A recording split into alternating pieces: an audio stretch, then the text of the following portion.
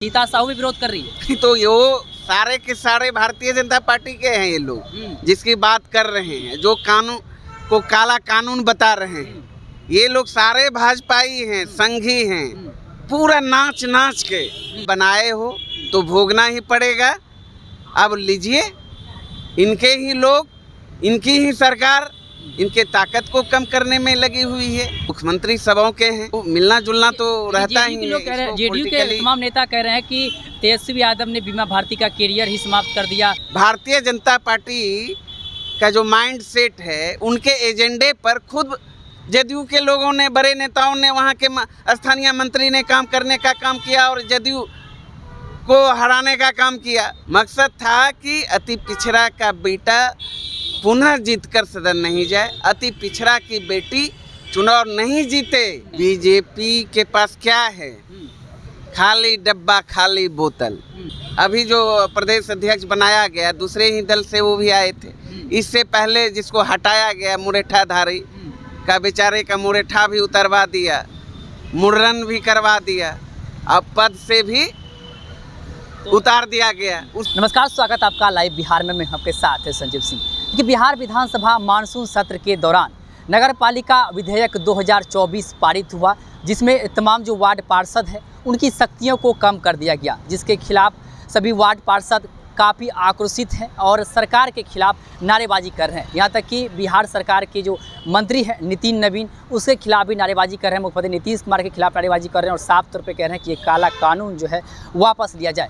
हमारे साथ बातचीत करने के लिए इसी मुद्दे पे आरजेडी प्रवक्ता अरुण यादव जी हैं। क्या कहेंगे? तमाम जो वार्ड पार्षद है जिस प्रकार से नाराजगी व्यक्त कर रहे हैं, काला कानून बता रहे हैं, इसको कैसे देखते हैं आप? बिल्कुल काला कानून तो है ही, और निश्चित रूप से वार्ड पार्षदों का ताकत को कम किया गया है, शक्ति को कम किया गया है, उनके अधिकार को छीना गया है। तो मतलब क्या मीनिंग रह जाता है।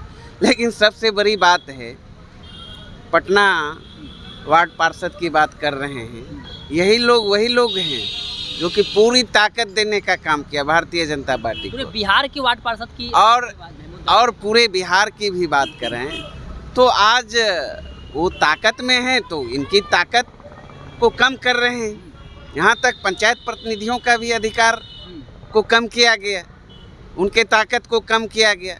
तो ये सरकार को तो करना कुछ नहीं है, सिर्फ और सिर्फ एन कैन प्रकारन तरह तरह का कानून लाकर जनप्रतिनिधि जो पंचायत स्तरीय हैं या वार्ड पार्षद हैं, इन सब के आंखों में धूल झोंकने का काम कर रहे हैं। आज पटना में एक बड़ी बैठक किए हैं। 75 वार्ड के वार्ड पार्षद जो है वो पहुंचे थे।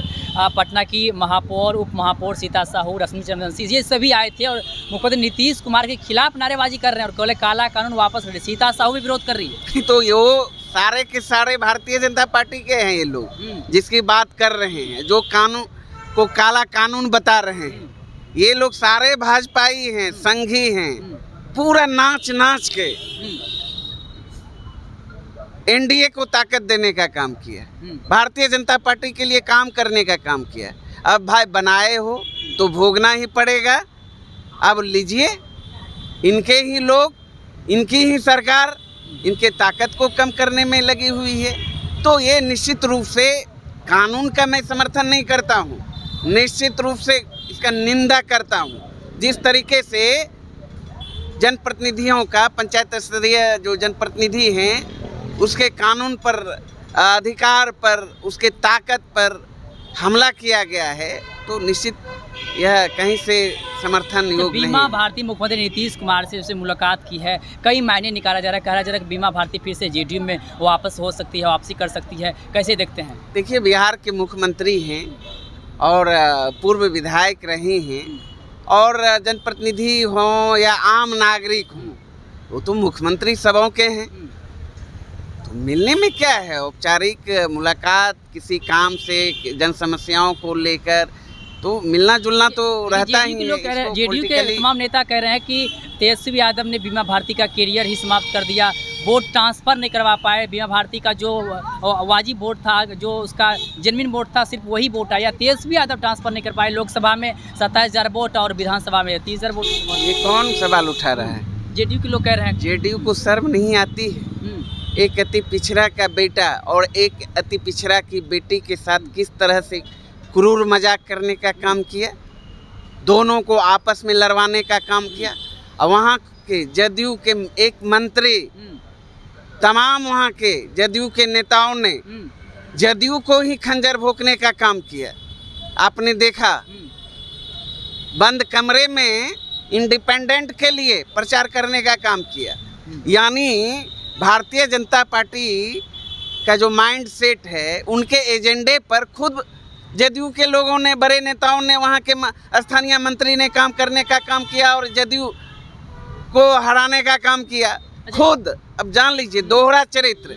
वहाँ ये मकसद नहीं था, मकसद था कि अति पिछड़ा का बेटा पुनः जीतकर सदन नहीं जाए, अति पिछड़ा की बेटी चुनाव नहीं जीते। स्पष्ट आप बाद में ही आप देख लीजिए। अच्छा, मुकेश सहनी आप ही के घटक दल के हैं, उस पर लगातार बीजेपी डोरे डाल रही है।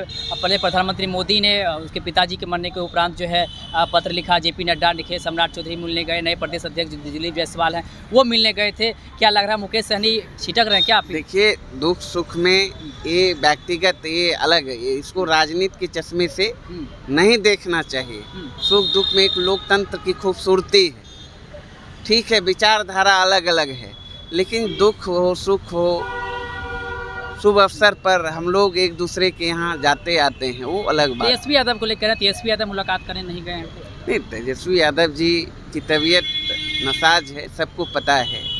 वो इलाज हेतु बाहर गए थे, वहाँ से आने के बाद वायरल फीवर से वो ग्रसित हैं, सबको पता है। नहीं तो बिहार में तो एक लौता नेता तेजस्वी यादव जी हैं जो जनता के बीच रहते हैं और जनता उनके दिलों में रहते हैं। वहाँ कहाँ कोई दिक्कत है? देखिए, मुकेश सहनी का तमाम जो बीजेपी के नेता है, नेता वो स्वागत कर रहे हैं, बोले अगर वहाँ पार्टी में आते हैं स्वागत करें। क्या लग रहा है, जरूरत पड़ रही क्या उन्हें? बीजेपी के पास क्या है? खाली डब्बा, खाली बोतल, कुछ तो है नहीं बिहार में। एक भी नेता बता दीजिए। सारे आयात नेताओं के भरोसे बिहार में दल चल रहा है। अभी जो प्रदेश अध्यक्ष बनाया गया दूसरे ही दल से वो भी आए थे।